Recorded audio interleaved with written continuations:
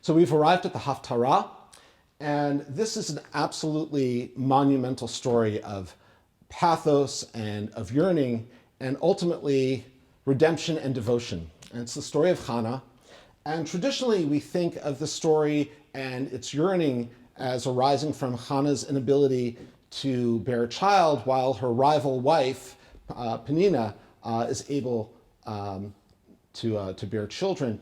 But I don't really see it as that. I don't see the whole story as really only revolving around Hannah's inability to give birth, and then her eventual birth of Shaul. I see it as different than that. I see it as monumental in that she has pain that was certainly understandable to readers in the context of its time, but it's a pain that forces her to go inward. It forces her to give expression to her own sense of anguish, and ultimately she channels that into a protest against God. And that, I think, is the revolutionary piece of this story, that she brings that protest to God, and through that protest, she and God have this intimate relationship that results in a son in this case. But I think the deeper triumph here is that it's this kind of inward expression and outward expression of inner anguish and protest and unfairness and injustice that leads to a deeper spiritual intimacy. And the rabbis actually saw that very clearly, and they looked at this story as a kind of template for the inner spiritual life of each person, more so interestingly than Moses. What Moses and Hannah both share is the ability to argue with God and to make change through that protest. But what's different about Hannah is that she models this sense of inwardness, and she models what it means to take those yearnings and translate them into her own unique voice of prayer. There's another feature about Hannah and her overlap with our lives, which is that the rabbis saw Hannah's pregnancy as happening on Rosh Hashanah. And so for the rabbis who selected this reading for Rosh Hashanah, they were making a statement that each of us is in this place, like Hannah, of having frustrations and disillusionments and serious complaints against the order of the universe and the way our lives take shape. And Rosh Hashanah is the space in which we can understand them, get in touch with them, express them, and hopefully see new possibilities for the future. So I'm going to continue with the chanting of this Haftarah. I'll share with you a little bit of inside baseball. It is a long Haftarah.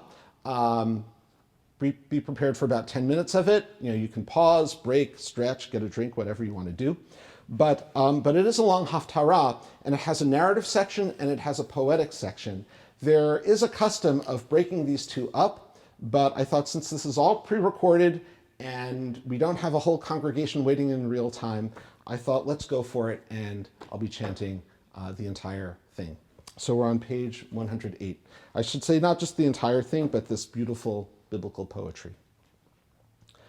Baruch atah Adonai Eloheinu melech haolam asher bachar b'neviim tovim v'ratza v'divreihem hane'emarim be'emet. Baruch atah Adonai habocher b'torah uv'Moshe avdo ובישראל עמו, ובנביאי האמת והצדק. ויהי איש אחד מן הרמתיים, צופים מהר אפרים, ושמו אלקנה, בן ירוחם, בן אליהו, בן תוהו בן צוף אפרתי, ולא שתי נשים, שם אחת חנה, ושם השנית פנינה, ויהי לפנינה ילדים, ולחנה אין ילדים. ועלה האיש ההוא מעירום ימים ימימה, להשתחוות ולסבוח לאדוני צבאות בשילה, ושם שני בני אלי חופני ופנחס כהנים לאדוני. ויהי היום ויסבח אלקנה ונתן לפנינה אשתו ולכל בניה ובנותיה מנות ולחנה ייתן מנה אחת אפיים כי את חנה אהב אדוני סגר רחמה וכי עשת צרתה גם כעס בעבור הרעימה כי סגר אדוני בעד רחמה וכן יעשה שנה ושנה מדי עלותה בבית אדוני כן תכעיסנה ותבכה ולא תאכל ויאמר לה אלקנה אישה חנה למה תבכי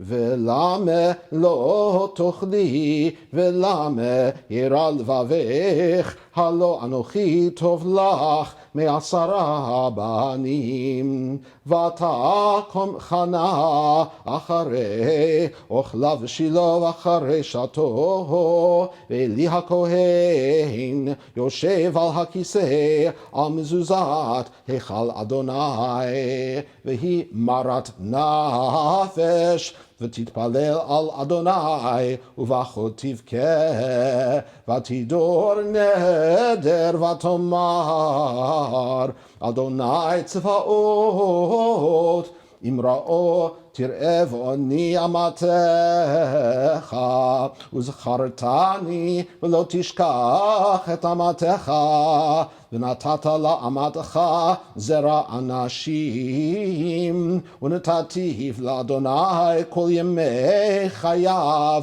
ומורא לא יעלה על ראשו והיה כי הרבתה להתפלל לפני אדוני ואלי שומר את פיה וחנה היא מדברת על ליבה רק שפתיה נאות וקולה לא ישמע ויחשביה אלי לשיכורה ויאמר אליה אלי עד מתי תשתכרין הסירי את יינך מעלייך ותען חנה ותאמר לו אדוני אישה קשת רוח אנוכי ויין ושכר לא שתיתי ואשפוך את נפשי לפני אדוני אל תיתן את אמתך לפני בת בליעל כי מרוב שיחי וכעסי דיברתי עד הנה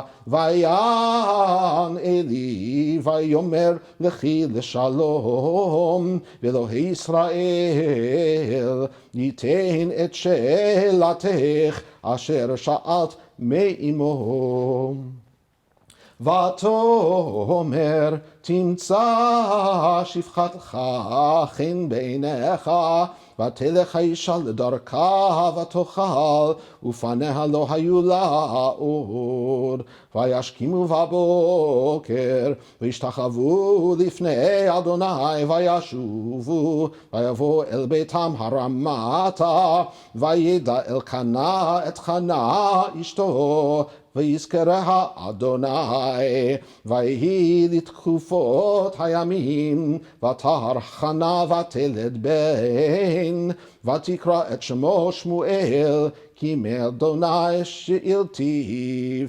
ויעל האיש אלקנה וכל ביתו לזבוח לאדוני את זבח הימים ואת נדרו וחנה לא עלתה כי אמרה לאישה עד יגמל הנער והביא אותיו ונראה את פני אדוני וישב שם עד עולם ויאמר לה אלקנה אישה עשי הטוב בעינייך, שבי עד גומלך אותו, אך יקים אדוני את דברו, ותשב האישה ותנק את בנה עד גומלה אותו.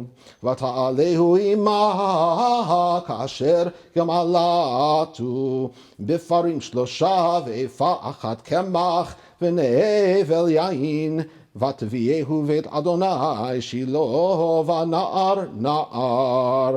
וישחטו את הפר ויביאו את הנער אל עלי, ותאמר בי אדוני חי נפשך אדוני, אני האישה הניצבת עמך בזה להתפלל אל אדוני. אל הנער הזה התפללתי, ויתן אדוני לי את שאלתי אשר שאלתי מאמו, וגם אנוכי השאלתיהו אל אדוני כל הימים אשר היה הוא שאול לאדוני, וישתחו שם לאדוני. ותתפלל חנה ותאמר, עלץ ליבי באדוני, רמה קרני באדוני, רחב פי על אויבי, כי שמחתי בישועתך. אין קדוש כאדוני, כי אין בלתך, ואין צור כאלוהינו.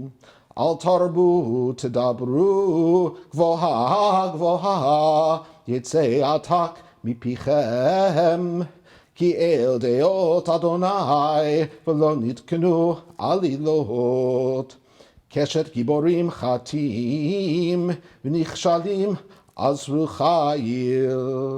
שבעים בלחם נזכרו ורבעים חדלו, עד עקרה ילדה 7 ורבת בנים אומללה. אדוני ממית ומחיה, מוריד שאול ויעל. אדוני מוריש ומעשיר, משפיל אף מרומם. מקימי עפר דל, מאשפות ירים אביון. להושיבי עם נדיבים, וכיסא כבוד ינחילם. כי לאדוני מצוקי ארץ, וישת עליהם תבל. רגלי חסידיו ישמור, ורשעים בחושך ידמו. כי לא בכוח יגבר איש, אדוני יחתו מריביו. עליו בשמיים יראים, אדוני ידין אפסי ארץ. ויתן עוז למלכו, וירם קרן משיחו.